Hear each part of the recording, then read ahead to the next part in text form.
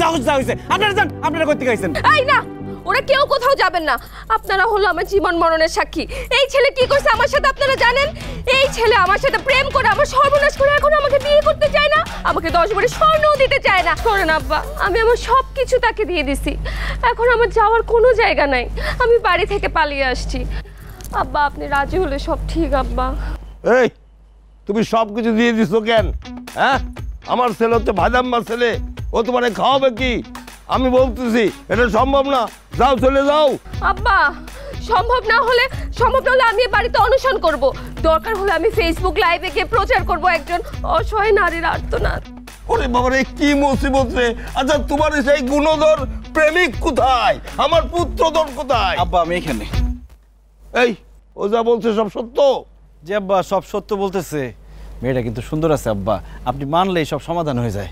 কত বড় ভাইদাম্মা ছেলে! হ্যাঁ, এই তুই একটা রাস্কেল, একটা ইডিয়েট। আমি তোর মা মরে যাওয়ার পরে বিয়ে করিনি। কেন করিনি?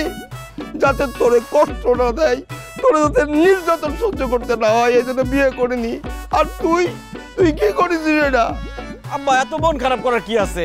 সপ্তাহে 7 দিনের মধ্যে 3 দিনই কোনো না কোনো বাড়িতে প্রেমিক প্রেমিকা অনুষ্ঠান করতেছে, লাইভ হইতেছে, এটা আপনি দেখেন না? আজকে আমি বাড়ি পড়ে গেছি, কি করব? ঠিক আছে, আমি তো আমার ছেলেকে অস্বীকার করতে পারবো না। আমি বিয়েটা দিয়ে দিচ্ছি, আমি কাজে ডাকতেছি। আলহামদুলিল্লাহ আব্বা, এই খুশিতে আজকে জোহরের নামাজের পরে 2 রাকাত নফল নামাজ পড়বো। এই তুমি আলহামদুলিল্লাহ বল না কেন? না আলহামদুলিল্লাহ আব্বা, এখন তো আমি আপনার মেয়ের মতো, আমার একটা শর্ত মানবেন? কি শর্ত? আপনার ছেলে যে পিছলা যখন তখন পিছলায় যায়, ভাবচক্কর তো আমার কাছে ঠিক সুবিধার মনে হয় না। আব্বা আমি বিয়ে করব, কিন্তু আমার শর্তটা হলো দেনমোহর হিসাবে আমাকে 10 ভরি স্বর্ণ দিতে হবে। এই 10 ভরি স্বর্ণ ছাড়া আমি বিয়ে করব না। কি বললা? আমি নিজে বিয়ে করে নিয়ে এই স্বর্ণ জোগাড় করতে পারবো না বলে, আর এখন যে 10 ভরি স্বর্ণের কথা! আব্বা আপনার কি হয়েছে? এই পকেটনি, তুই কি আমার আব্বারে মারতে আইছস না বিয়ে করতে আইছস? যা আমার সামনে থেকে, তোরে বিয়ে করব না আমি।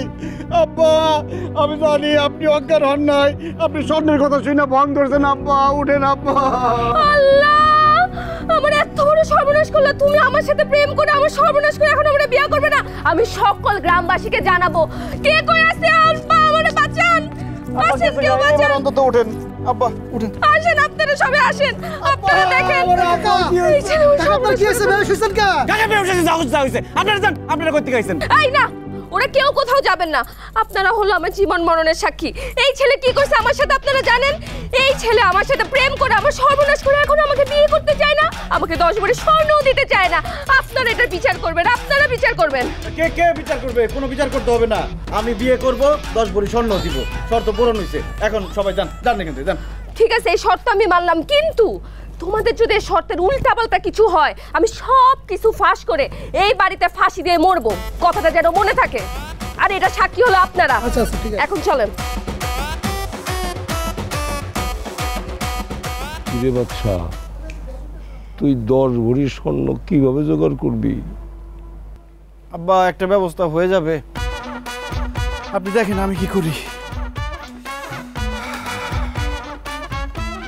10 ভরি স্বর্ণ কিভাবে পাবে?